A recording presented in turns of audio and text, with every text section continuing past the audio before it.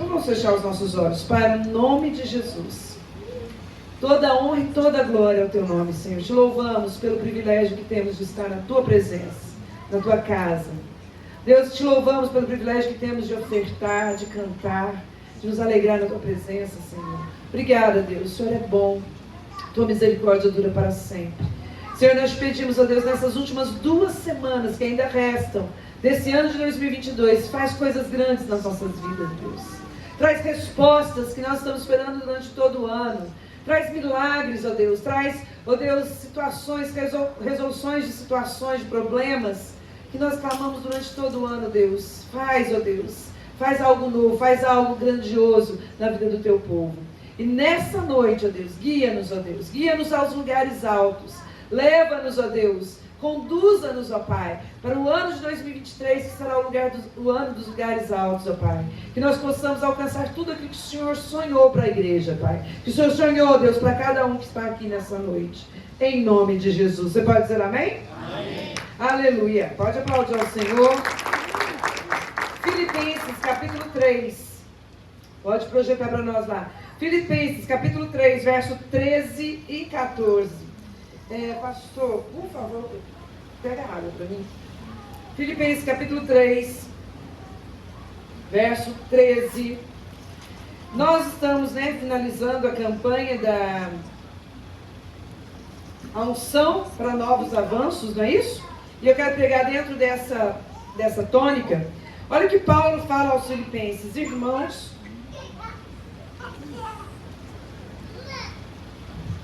Irmãos, quanto a mim, não julgo havê-lo alcançado, mas uma coisa eu faço. Fala comigo, uma coisa eu faço. O que eu faço? Na verdade, ele fala uma coisa, mas ele faz várias, tá, gente? Ele fala assim: esquecendo-me das coisas que para trás ficam e avançando para as que estão diante de mim, ou estão diante de mim estão, prossigo para o alvo, para o prêmio da soberana vocação de Deus em Cristo Jesus. Amém? Queridos, Deus tem algo na frente, pessoal. Deus tem algo maior, porque a Bíblia fala que os planos de Deus são maiores que os nossos planos, que os caminhos de Deus são mais altos que os nossos caminhos, os pensamentos dele são mais altos. Por isso que o ano vai chamar o ano dos lugares altos. Amém? Amém. Então, eu não quero viver no que eu penso a meu respeito. Eu não quero viver aquilo que eu sonho ou que eu planejei. Eu quero viver aquilo que Deus planejou para mim. Amém?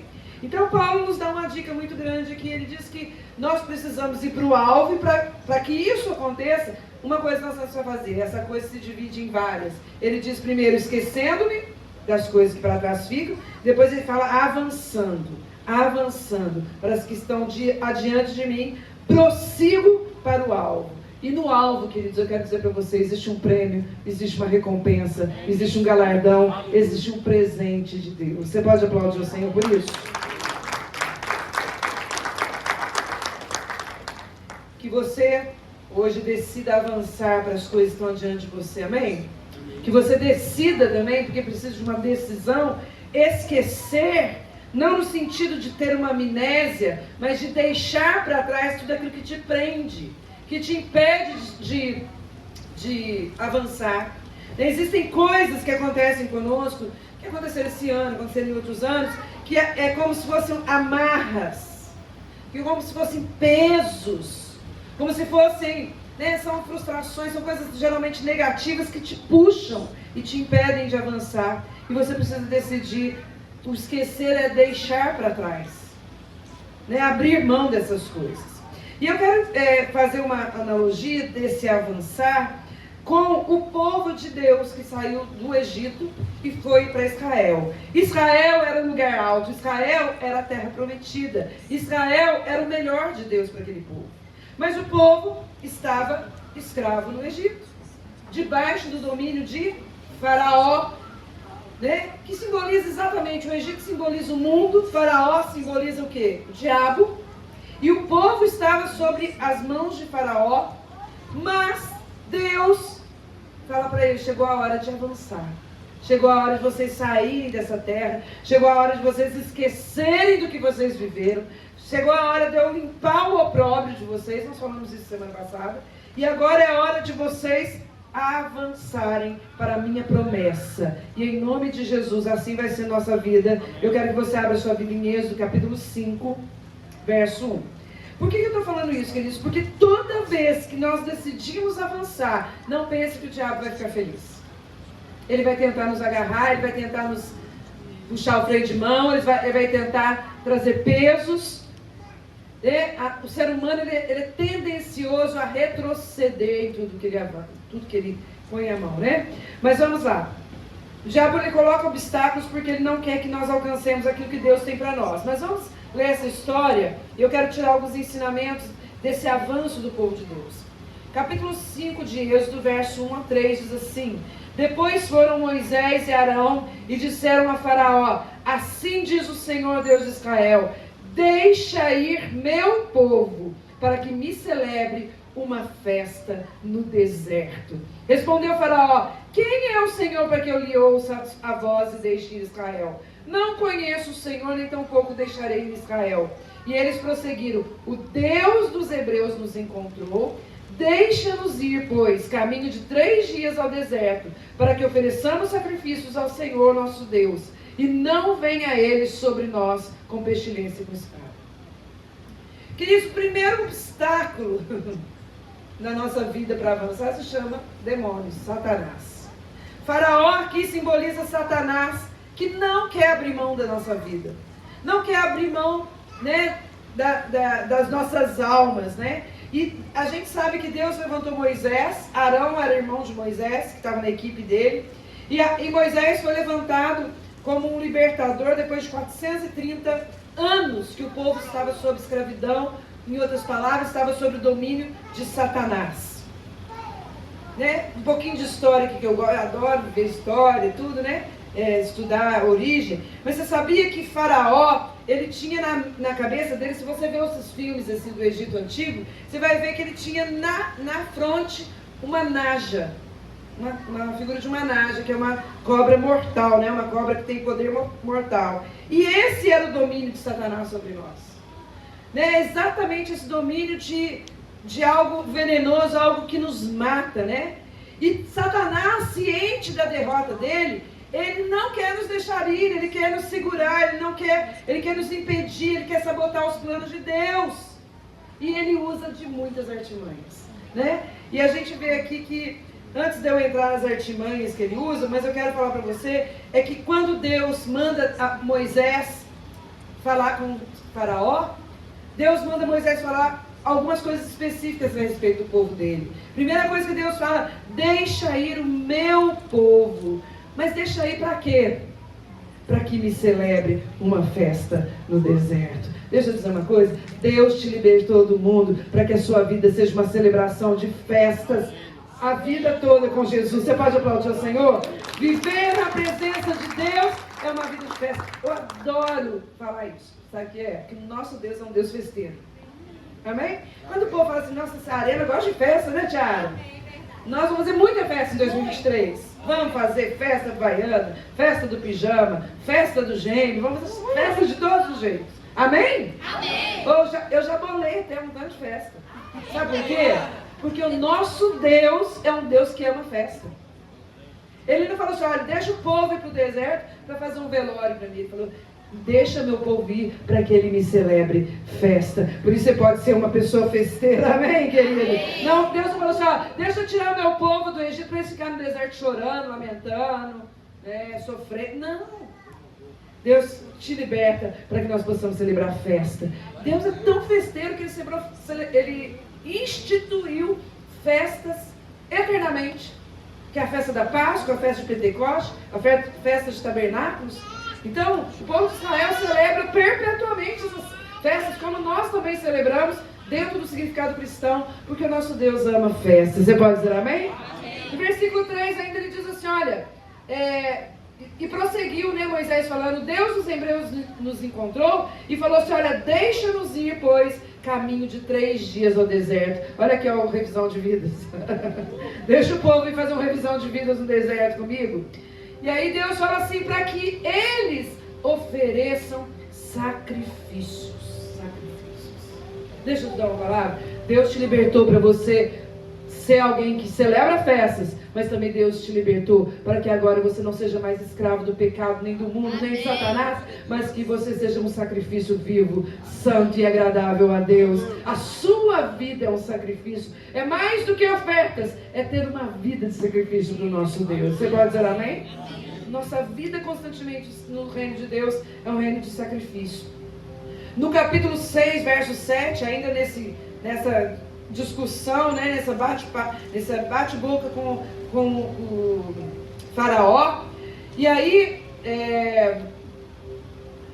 Deus ainda tem uma outra coisa em mente. Capítulo 6, verso 7 fala assim: olha, tomar-vos-ei por meu povo e serei vosso Deus, e saberei que eu sou o Senhor vosso Deus, porque vos tiro debaixo das cargas do Egito. A outra coisa que Deus tinha em mente era que quando Ele tirasse o povo do Egito, e quando Ele nos tirou do mundo, Deus está dizendo assim: olha, a partir de agora Ele é povo escolhido meu, Ele é povo, propriedade exclusiva minha, amém? Ele é meu povo e eu serei o seu Deus. Eu quero dizer, você é o povo de propriedade exclusiva de Deus. Você pode aplaudir o Senhor. Somos povo separado, propriedade exclusiva do nosso Deus.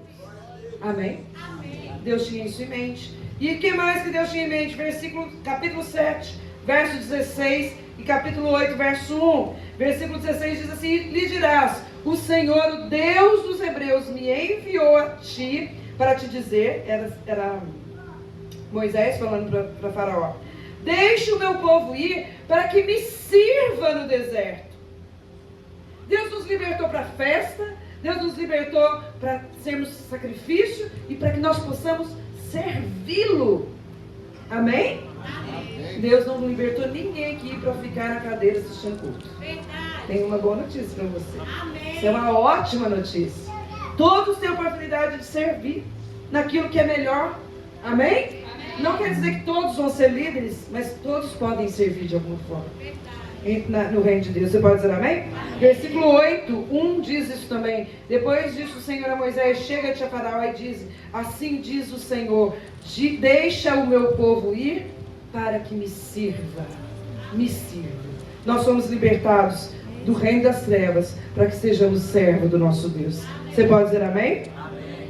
E uma coisa interessante, né? Você vai ver nesse processo, capítulo 8, 7 e todo o capítulo 8, Faraó resiste. E o mais interessante dessa palavra, sabe o que é? Que a Bíblia fala que Deus sabia que Faraó não cederia. Olha o capítulo 3, verso 19, que diz o seguinte: e ouvirão a tua voz, e irás com os anciãos de Israel, rei do Egito, e lhe dirás, o Senhor teu Deus, o Deus dos Hebreus nos encontrou. Agora deixe-nos ir. Não é esse versículo não, versículo 20. Aí, olha só o que a Bíblia fala, versículo 20. E, portanto, estenderei a mão e ferirei o Egito com todos os meus prodígios que farei no meio dele. Depois os deixará ir. Deus é tão Deus, queridos, que Deus sabia que Faraó não ia deixar o povo ir. Aliás, tem um versículo, eu não achei aqui, em outro lugar, fala que Deus endureceu o coração do Faraó. Deus é tão Deus que Ele que endureceu o coração do Faraó e não deixou o povo ir. Por quê? Você me pergunta, mas por que Deus fez isso? Por causa desse versículo aqui que diz assim, olha, para que eu farei prodígios no meio dele. Deixa eu dizer uma coisa, Deus quando nos liberta, Ele muitas vezes Ele traz as pragas, e como que Deus, manifestou os prodígios, trazendo as 10 pragas sobre o Egito, para que o poder dele seja manifestado e para que todos vejam que ele é o Senhor. Você pode aplaudir o Senhor? Então, olha só, as pragas foram dois significados para as 10 pragas. Primeiro, é sinal de prodígios de Deus, que ele é o Deus Supremo, que ele age com atos poderosos, mas é também uma condenação aos deuses do Egito. Nós sabemos que os egípcios, eles cultuavam o rio Nilo, eles cultuavam o sol, a lua, a terra, animais, touro. Então, cada uma dessas pragas, queridos, eu não vou entrar nelas, mas cada uma delas é como se Deus estivesse golpeando aquele Deus de D minúsculo. É como se Deus estivesse condenando todos aqueles deuses e dizendo, só existe um Deus. Amém? E da mesma forma, queridos, nós podemos dizer que Deus faz isso no mundo. Deus golpeia o mundo muitas vezes, e muitas vezes o mundo é ferido. Essa pandemia foi um golpe, foi uma praga. Que o mundo se fere. Mas qual que era o objetivo de Deus? Para que as pessoas voltem para Ele e vejam que Ele é o único Deus que realiza prodígios e sinais nessa terra. Amém? Olha só, eu falei para você que esses são todos os objetivos de Deus, né? Que Deus nos liberta para celebrar a festa, para que nós possamos ser sacrifícios vivos, para que nós os sirvamos, amém? Para que Deus fere através das pragas. Agora, Êxodo capítulo 10. Olha, Moisés ficou um bom tempo lutando lá com Faraó. Mas olha quais são as propostas do diabo. Capítulo 10, na 8ª praga, Moisés chega para Faraó, lá no versículo 24, Faraó diz assim: então chamou Faraó a Moisés e lhe disse: olha, ide, servi ao Senhor. Ele já estava na 8ª praga. Vai lá e serve ao Senhor. Mas fiquem somente os nossos rebanhos e o vosso gado, e as vossas crianças irão também convosco. Queridos, você sabia que... olha as propostas, é a mesma proposta que Satanás faz. Sabe o que Satanás está falando? Olha, vocês podem ir lá, vocês podem servir a Deus, podem ficar 3 dias no deserto festejando, mas vai quebrado, miserável, sem um centavo no bolso. Gados aqui era a única coisa que o povo tinha de bens. Deixa os seus rebanhos e seu gado. É como se Satanás dissesse assim: olha, você pode ir na igreja, mas não dá seu dízimo, sua oferta, não. Presta atenção no que eu estou falando. O que Satanás está pretendendo com isso? Está pretendendo que você continue miserável.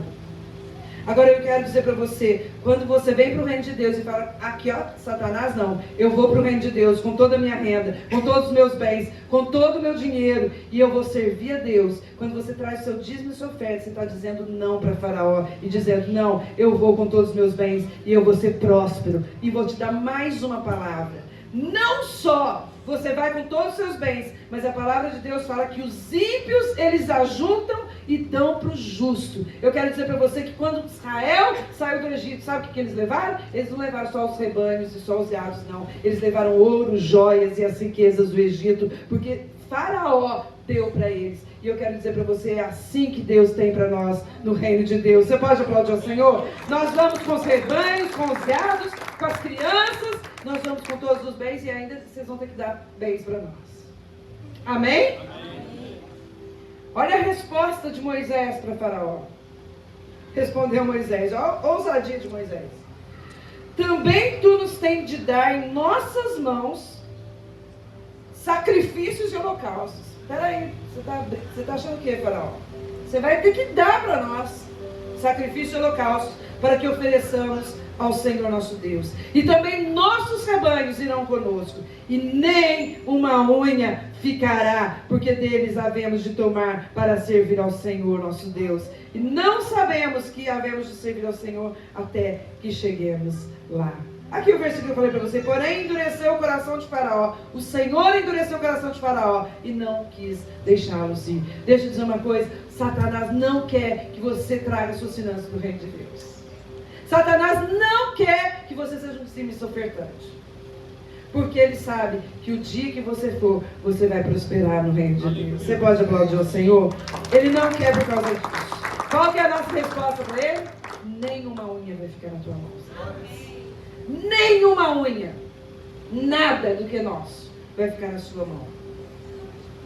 E no capítulo 12 a Bíblia fala que chegou o grande dia, né, gente? O dia em que Deus feriu o primogênito de toda a terra do Egito. Feriu o primogênito de Faraó. Feriu todos os primogênitos das casas do Egito. Mas a Bíblia fala que naquele dia o povo celebrou uma ceia. Uma ceia em que um cordeiro foi morto. Um cordeirinho de 1 ano sem defeito. E a Bíblia fala que Deus deu ordem para Moisés para passar o sangue nos umbrais da porta. E onde o anjo passava e via o sangue, ele pulava aquela casa. E aí o nome Páscoa, que vem de Pesach, que significa pular. Significa isso. E ele passou, e no povo de Deus, nenhum primogênito morreu, porque Deus livrou através do sangue do Cordeiro. E eu quero dizer para você que o sangue do Cordeiro tem esse significado para nós. Nossa casa se alimenta de livramento através do sangue do Cordeiro. Amém? E aí o povo saiu do Egito. Foi fácil? O diabo deixou certo? Ah, pode ir. Não, pode ir, vocês estão livres. Toma os ouro, toma as pratas, toma os gados, vai embora. Não aguento mais vocês. Foi assim, gente? A Bíblia fala que Faraó, a hora que ele viu aquela multidão saindo, Faraó pegou os carros, os cavaleiros, pegou todos os guerreiros e foi atrás de um povo, que era um povo que era escravo até poucas horas antes. E quando o povo chegou lá em Êxodo, capítulo 14, verso 13, fala que Moisés, porém, respondeu ao povo. O que aconteceu no capítulo 14? O povo estava no deserto, de repente chegou no Mar Vermelho. O mar está na frente, Faraó está atrás. Porque Faraó foi perseguir o povo, né? Porque Satanás não aceita derrota fácil assim não. Mas lá no versículo 13 diz que Moisés, porém, respondeu ao povo: não temais, aquietai-vos e vede o livramento do Senhor, que hoje vos fará, porque os egípcios que hoje vedes, nunca mais o tornareis a ver. O Senhor pelejará por vós e vós vos calareis. Recebe essa palavra sobre a sua vida. Talvez você tenha encontrado um empecilho, um obstáculo muito grande na sua frente, como aquele povo que viu o Mar Vermelho e não tinha como passar. E agora? Aí o povo começou a murmurar: não, a gente vai, por que você tirou a gente do Egito, Moisés? Para a gente morrer aqui no deserto? Será que não tinha cemitério, não tinha túmulo suficiente no Egito?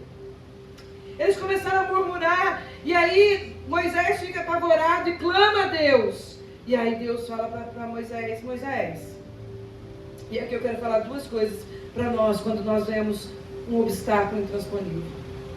Quando a gente vê um obstáculo que nos impede de avançar, a postura que a gente tem perante aquele obstáculo determina tudo.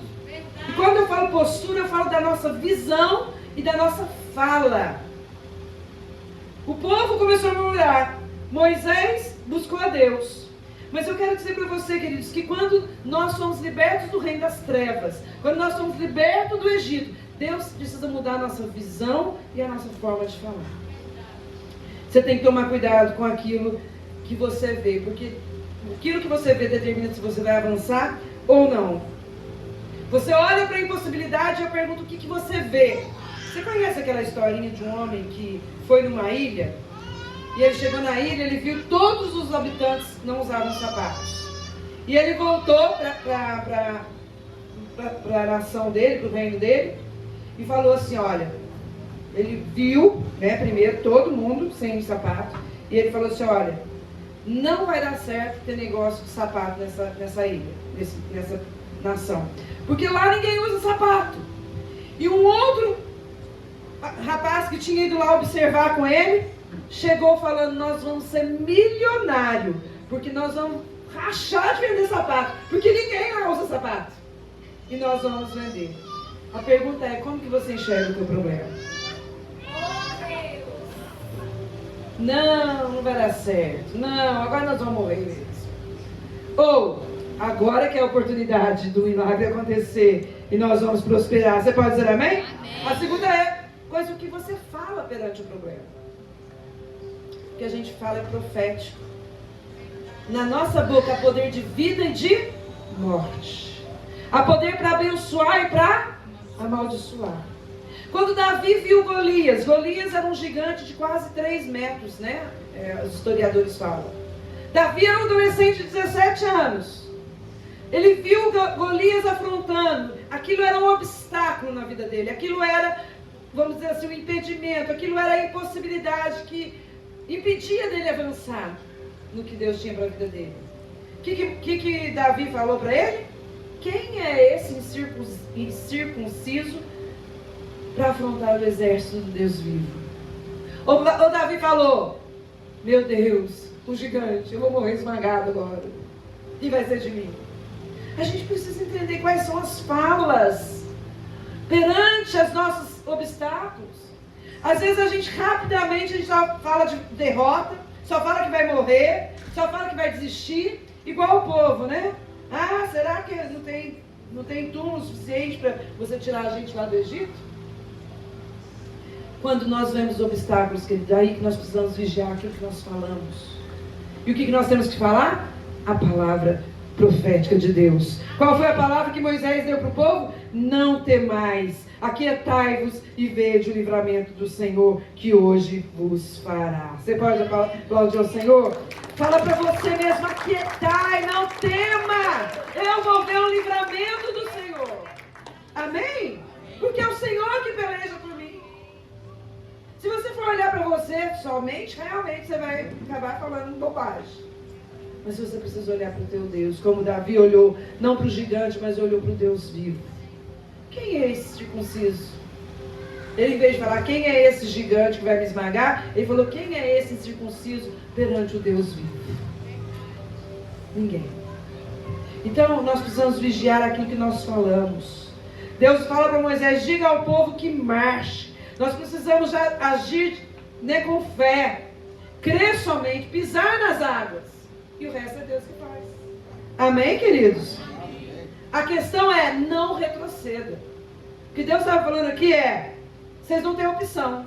Ou vocês pisam na água e vai para frente, e eu ajudo, mas retroceder não é uma opção. Por quê? Porque Faraó vinha atrás. Então eu pus aqui, eu acho engraçado as coisas que eu escrevo, porque eu falo tudo que eu escrevo, né, gente? Pus aqui, ó. Dê passos de fé, não retroceda, não pare e não fale asneira. Se não tem o que falar, vai orar. Não fica falando asneira, não, que tem poder nas suas palavras. Amém? Amém, gente? Amém. Então, queridos, sem falar dos outros obstáculos, né, que apareceram no deserto. E apareceu serpente, apareceu fome, apareceu sede, apareceu inimigo, apareceu confusão no meio do povo, apareceu incredulidade, apareceu rebeldia contra a liderança, e tudo isso só atrasou o povo. Mas eles continuaram. Isso parece igreja, né, gente? Bem parecido com igreja, né? Bem parecido. Mas, assim, eu vou terminar já. Vou falar mais de 2 obstáculos grandes para que o povo avançasse no deserto. Êxodo 33, 12. Nós fomos no Êxodo inteiro hoje. Êxodo 33, 12.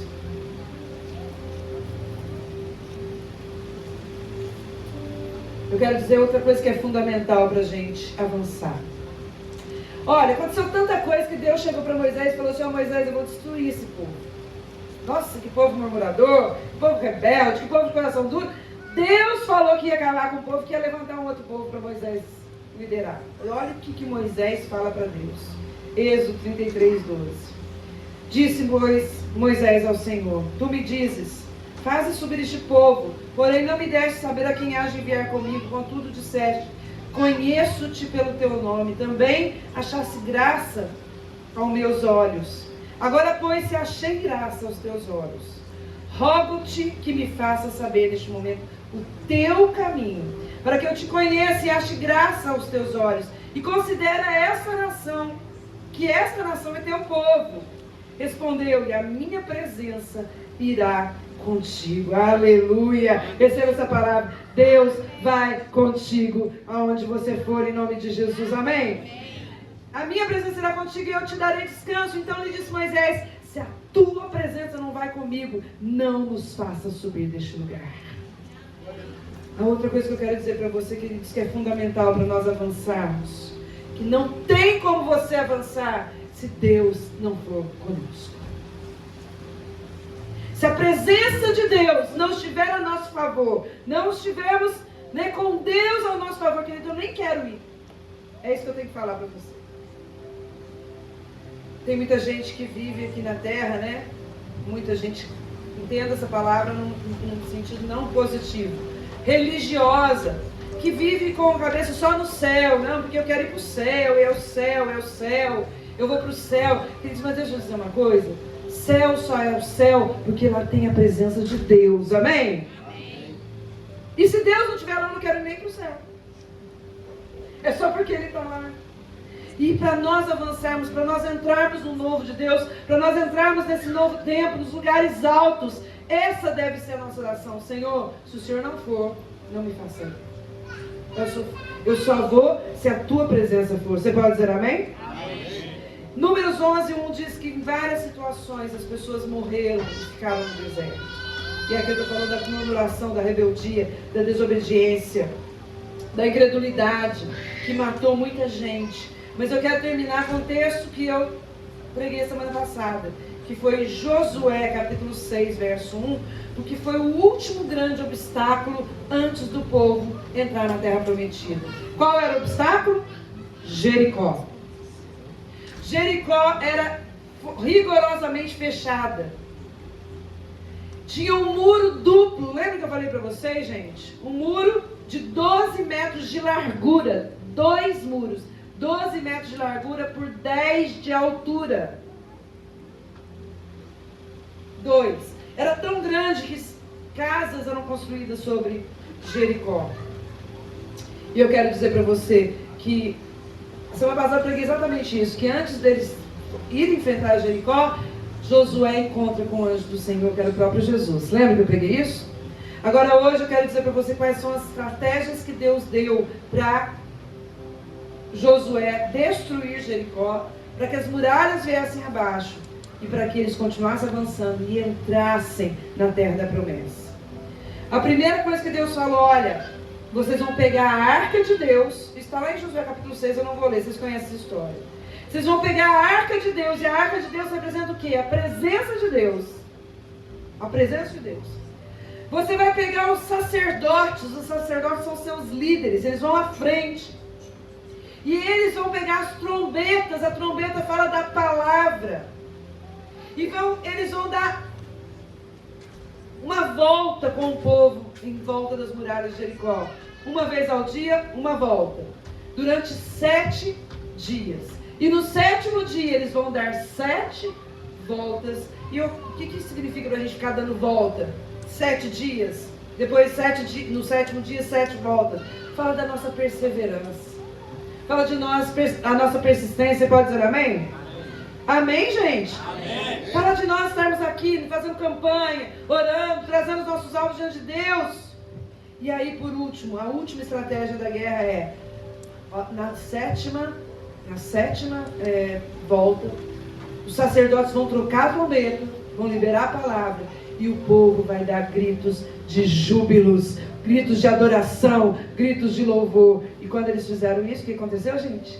As muralhas desabaram. Quero dizer para você, existe poder na tua adoração, no teu louvor, no grito do povo guerreiro de Deus. Você pode aplaudir ao Senhor, dando glória a Deus aí, querido? Eu quero dizer, queridos, que não importa a nossa força, não importa as nossas estratégias, não é na nossa força, não é na nossa capacidade. Nós vamos avançar se nós decidirmos, amém? E Deus ir conosco, porque é Ele que nos dá a estratégia, Ele que nos dá a vitória, é Ele que põe as muralhas abaixo, é Ele que abre o mar. Você pode dizer amém? Amém. A nossa decisão é: eu vou avançar, eu não vou retroceder. Fica de pé no seu lugar.